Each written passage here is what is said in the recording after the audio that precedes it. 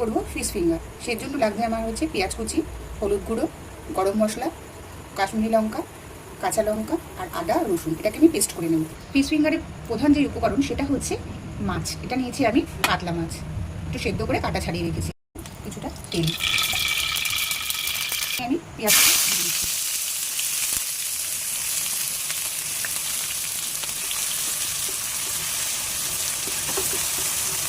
দিয়ে দিচ্ছি সেই আদা রসুন পেস্টটা, আর সাথে কাঁচা লঙ্কাটা দিয়ে দিলাম এবং যে লঙ্কার গুঁড়ো, হলুদ গুঁড়ো আর গরম মশলা ছিল সেটাও আমি দিয়ে দিলাম।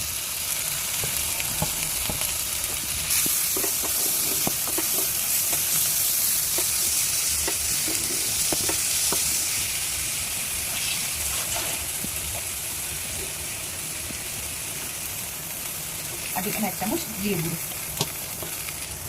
এবার আমি মাছগুলোকে দিয়ে দিচ্ছি।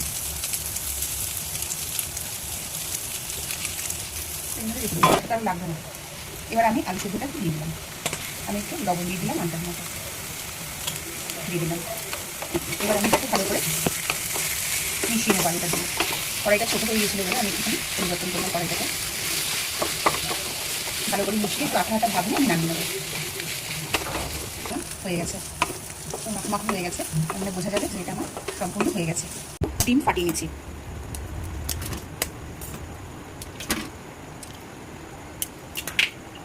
একটু লবণ ফাটিয়ে দিচ্ছি। ভালো করে করতে পারি। এটাকে প্রথমে গোল করে নিচ্ছি, তারপর আমি এরকম লম্বা করে এরকম সরু করে আমি পাতারে গড়িয়ে নিলাম। এবার আমি কিছুটা করে নিচ্ছি আলতো হাতে, এইভাবে যেন দিয়ে নিলাম। ডিম দিয়ে কোট করে নিলাম।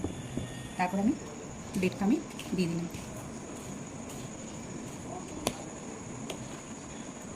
তবে আবার একবার আমি ডিমে চুবিয়ে নিলাম, দিয়ে আবার ব্রেড ক্রাম্ব কোট করে নেব। এভাবে আমি সবগুলো তৈরি করে কোট করে নিলাম ডিমে।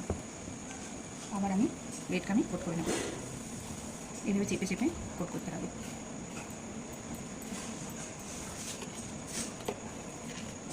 সব কোট করে নিয়েছি বিস্কুটের গুঁড়োর মতো।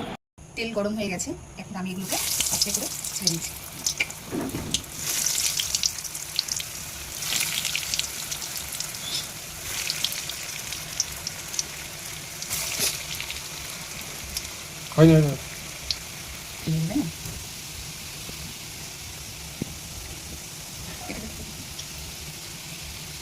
এগুলো এবার আমি লাল লাল করে ভেজে নিচ্ছি।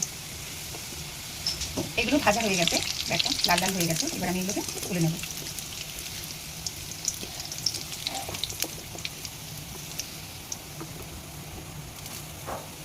রেডি আমাদের ফিশ ফিঙ্গার।